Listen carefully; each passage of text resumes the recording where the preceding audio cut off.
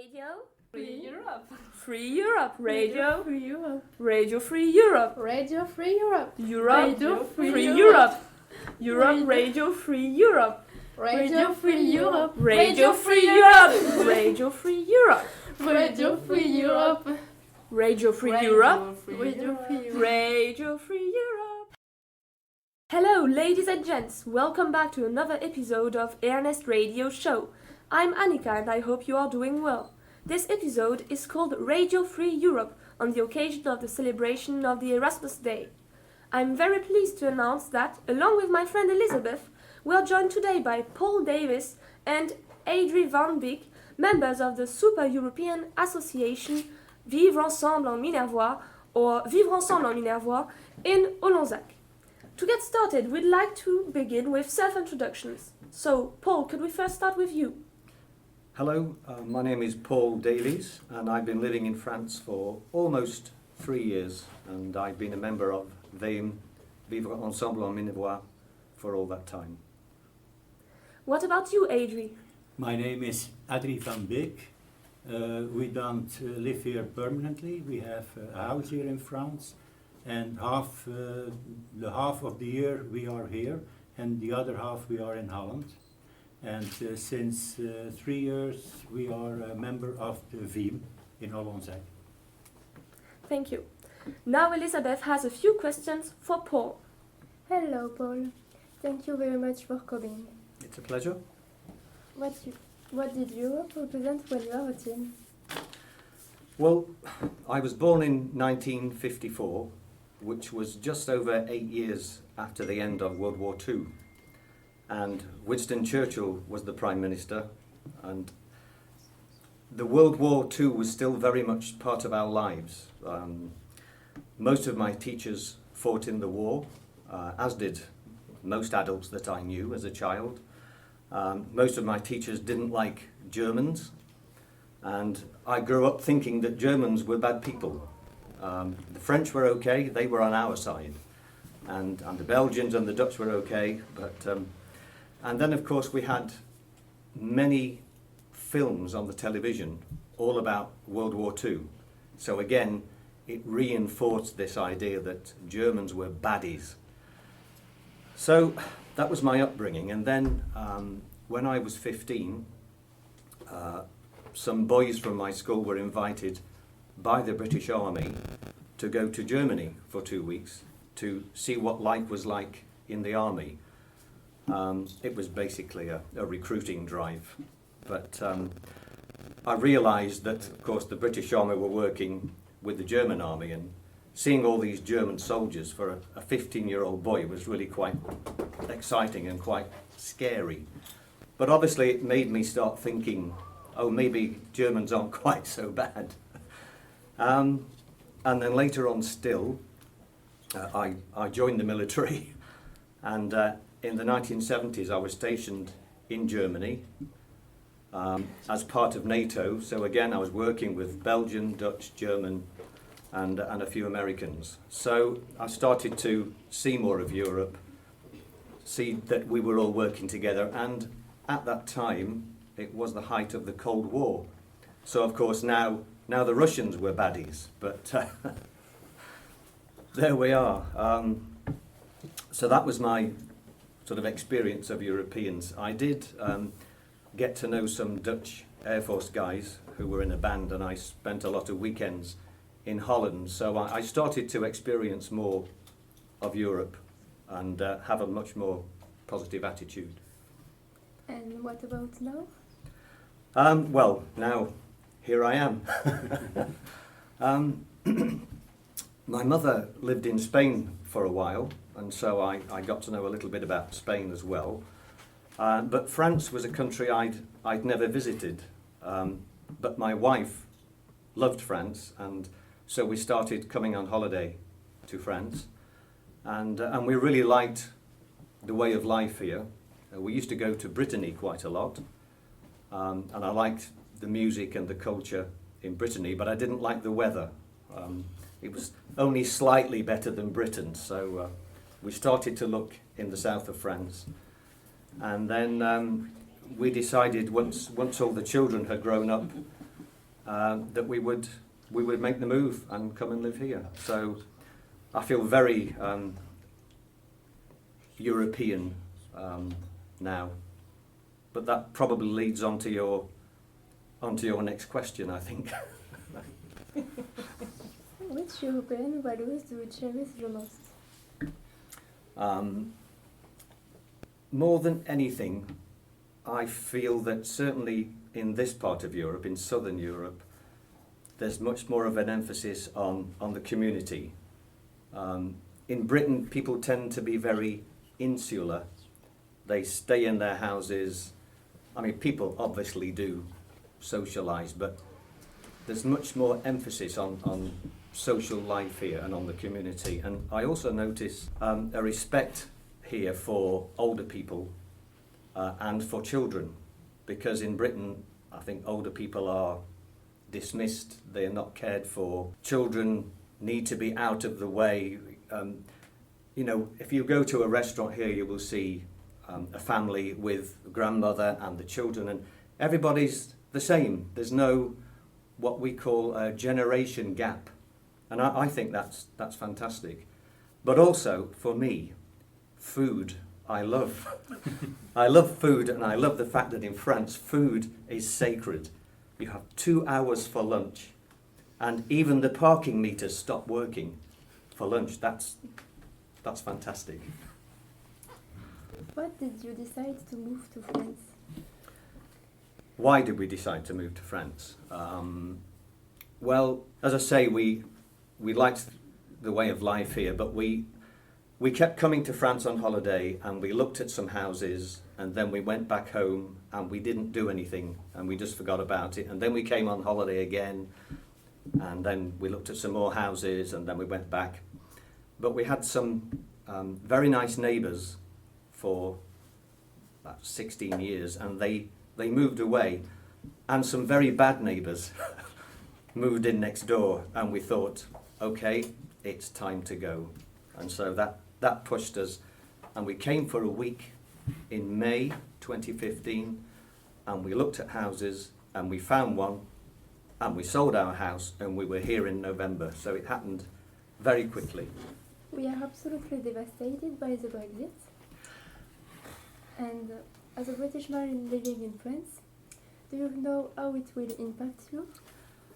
The straight answer is no. I don't think anybody knows anything yet, and we're just sitting waiting, and I found the last 2 years very stressful. When we came in November 2015, very few people imagined that the British people were going to vote to leave Europe. I just never thought for 1 minute that it would actually happen. And so it was a very big shock. It could affect so many things, you know, just the very idea of not being European anymore. But obviously it affected the exchange rate, and I'm a retired police officer, so I have a pension, and because of the exchange rate, that pension is worth less money. I've got an interview next week with the sous-préfecture to try and get a titre de séjour, just in case Brexit ends badly. And so there are lots of, it's all very negative. There's nothing positive for me about Brexit. So, disaster, yes. Are you thinking of changing your nationality? I will if I have to. I don't see any point in changing it for no reason, but if it's going to be better for me to change my nationality, then I don't have a problem with that. In fact, I understand that there might be the possibility of a European passport, which I think would be even better. But yeah, I won't change it unless I have to, but I wouldn't have a problem with it. Thank you very much for answering our question. You're welcome. Now it's your turn, Adri. So, I'm really pleased to have you on this show. Holland held a neutral position during the World Wars. We would like to know if this neutrality helped people from the Netherlands to be more open-minded and become European sooner. First, I think it's not correct to say that the both world wars, Holland was neutral. It was only the First World War.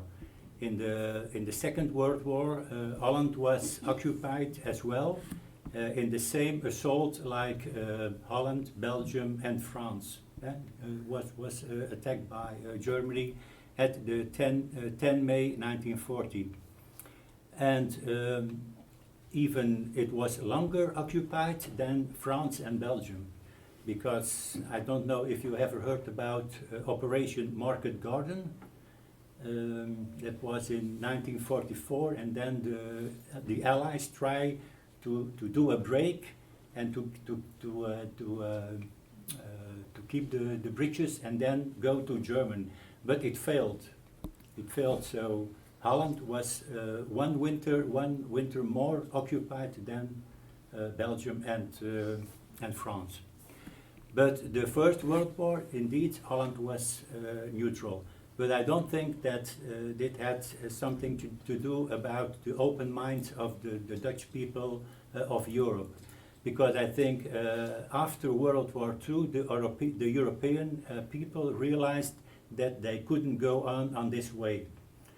France and Germany had three wars the last 70 years. First the War of 1870, the World War I and World War II.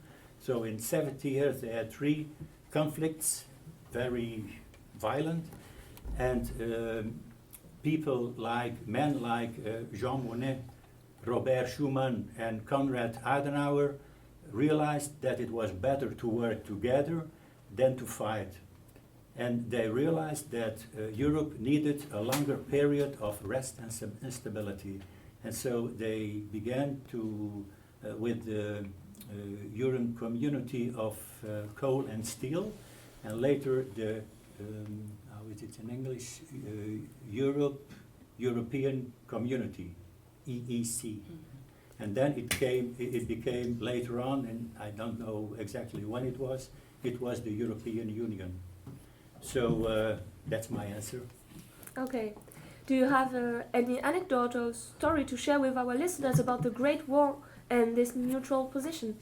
The only anecdote I know, because it's a long time ago, I was born in 1950, so then the First World War was long ago. But my grandfather, he was a woodcutter. And he worked a lot in France, and all his family cut wood for the mines. In the mines, you need a lot of wood to support the corridors.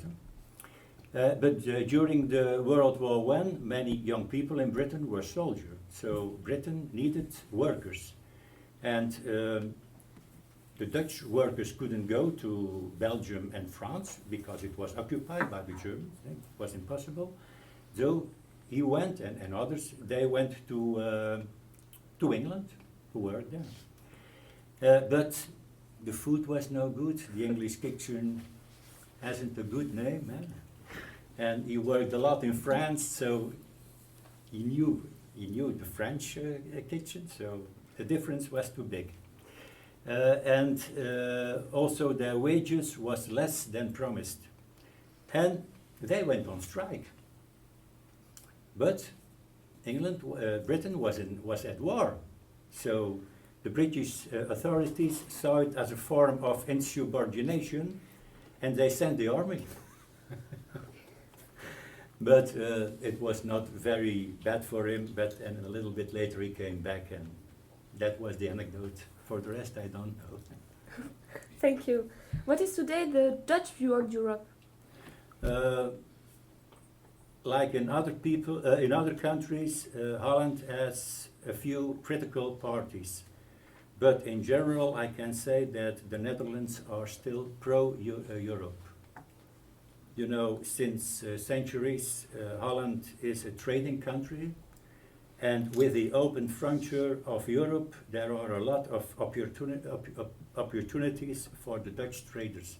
So for Holland, it's a very good case to have open frontiers. Yes, of course. Thank you very much for answering our questions. Okay. And now a special guest for our listeners. We are going to interview one of our favorite English teachers, Daniel Dodson, a true successful European example. Hello, dear teacher. Could you please tell us more about yourself and links with Europe? Yes, I'm very pleased to be here this morning. So I was born in Britain in the late 70s, and I moved to France with my family, where we lived in the Black Mountains. And how old were you when you moved to France? I was 13 years old. Okay, you are now completely bilingual at this time. How difficult was it for a young British boy to adapt to another country, another culture? Well, it was very complicated to start with because I didn't speak any French at all, and so I felt very frustrated. It was difficult to communicate. But I was accepted by the other pupils, and so that made it easier. It was easier for me to adapt. But I did have to make a lot of effort and to learn the French language. And do you have now dual nationality? No, I don't. I only have British nationality, and I now need to apply for a permanent residence permit. And do you feel more British or French or maybe European? Well, that's a very good question. Deep down, I feel truly British. My origins are definitely British, but I've lived for such a long time in France that I could say I'm French, and when I speak in French, nobody would really notice that I was an English person. But then again, yes, you could quite possibly call me a European, and that wouldn't be a problem for me. And what about your own children, raised in a mixed couple? How do you manage to preserve both cultures? Well, I always speak in English with my children, and so they understand the language very well. I've also given them my good sense of humour, which is pure British, and we talk a lot about various things, and I naturally give them English references when I talk about different subjects. And you benefited from a staff Erasmus Plus mobility in Salford last year. How did it enrich you, your practice at school? It was unbelievable. Meeting these teachers in England and seeing how they worked and seeing all of the different applications and programs they could use in class. It was really great, really enriching. And so now I try to use these applications myself in class, using different programs for dictionaries, for example, on telephones, and using applications where videos can start from a picture. It's great to be able to use this technology, and seeing all of the equipment they have is really positive for me. It really helped me. And so it was such a remarkable experience, and for that reason I'd really like to thank Mrs. Nguyen, because she helped us set this project up and made it really something exceptional. So a big thank you to her. So thank you very much for answering our question. You're welcome. It was a pleasure for me to be here today and to answer these questions. Have a nice day. Have a nice day. Now that our fantastic English teacher has finished telling us about his experience, let's listen to Mrs. Concelia Tibi. Good morning, Concelia Tibi. We are absolutely delighted to welcome you on our radio show. Firstly, could you please tell us more about yourself? Well, I am Christian Tibi. I was born in Lézignan, and I am in charge of education and twinning in Lézignan. I'm in charge of twinning with a town in Germany, which is called Lauterbach. And the twinning was created in 1969, 50 years next year. And we are going to celebrate this event next year in very important things in our town. My idea was to exchange lots of people and pupils from one town to the other town, to make people understand, to make people and pupils get richer when you meet people, and you know, when you meet different people, you get richer without their differences. And my job and my duty is to go on, and your duty will be to go on in this task. It's very important that young people know one another, because my parents knew war, and I don't want war anymore, because it's too hard, too difficult. And now, in Europe, I think the rise of populism is a rise of hatred, a rise of misunderstanding, a rise of lots of too many bad things between people. And you, young generations, you have the duty and the responsibility to go on and on building Europe. Because without Europe, I think war will begin again. And I don't want war anymore. Peace is the most important in life. Peace and freedom. Peace and respect. Respect the others. And not racism. And not slaves, as it were in some countries.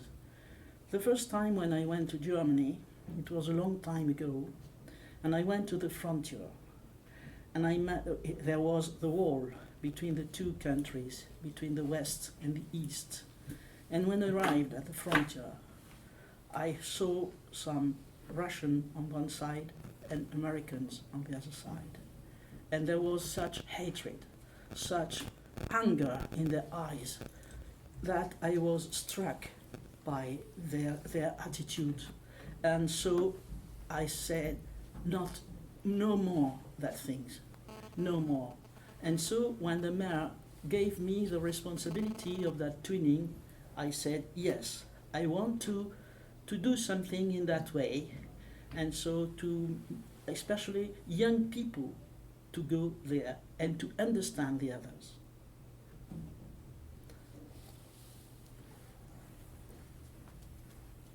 In 2019, there is a key date. The next elections to the European Parliament are expected to be held by the end of May 2019. Yes, and the most important thing I would say is that people have to vote, and young people especially have to vote, because people think it's not important, but every vote, all the votes are important, because they change a country. And building Europe is the most important thing you have to do in your life. Sovereignty brings, as I said, hatred and racism. And you have to develop friendship and brotherhood in Europe. And there is an important problem now with the Brexit, but we have to solve it, unfortunately. And I think some British people are very sad in front of such a situation. But German people like Europe, and I think Germans and French have to tie together, have to be very, very close together to make Europe stronger and stronger. And you, the young, I tell you again, you have the responsibility and the duty to make the others understand that Europe is the most important thing you have to build in your life. What do you think of the Erasmus program? I think it's quite interesting, and I completely agree with that. When I was a teacher, I tried to make some things in Europe, but it was quite difficult. I tried to, because it didn't exist. And I say thank you to my ex-pupil, Vanessa, to look interested in such programs. And I tell you that you have to go on in that way too. And changes from country to another country, I told you, is quite interesting for understanding the other and for explaining the other. My way of life is different, my way of thinking is different, but we are all Europe citizens. And when you are Europe citizens, I think Europe will exist. When you say, no, I'm not French, I'm not English, I'm not Dutch, I am European, I think Europe will exist. Thank you very much for answering our questions. Thank you very much. And to finish, Sarah is going to ask some questions to Andrea. Andrea, what about you? You had the great opportunity to do a work placement in Salford, Greater Manchester last year, entirely financed by the Erasmus program. Could you tell us more about it? Wow, I had a great time in Salford. I worked as a shop assistant in Booth Media City UK supermarket along with 3 more classmates. We answered and controlled the deliveries, greeted and guided customers, replenished shelves and so on. Booth is a chain of high standard supermarket mainly based in the north of England. It was a fantastic experience. I got on well with all the staff and the managers. We had a lot of fun while acquiring new professional skills and competence. I also loved the place, Media City UK, which is an amazing place based on Salford Keys with the BBC Studios, museum. I also visited all the iconic landmarks and places in Manchester and Liverpool. This mobility has enhanced my curriculum vitae and employability. I learned a lot about myself. I came back not only with a better English but also more self-confident and motivated to go further in my studies. I'll definitely come back to Salford and I hope to work abroad in the future. I'm very grateful to Erasmus and the Twinning Committee in Salford.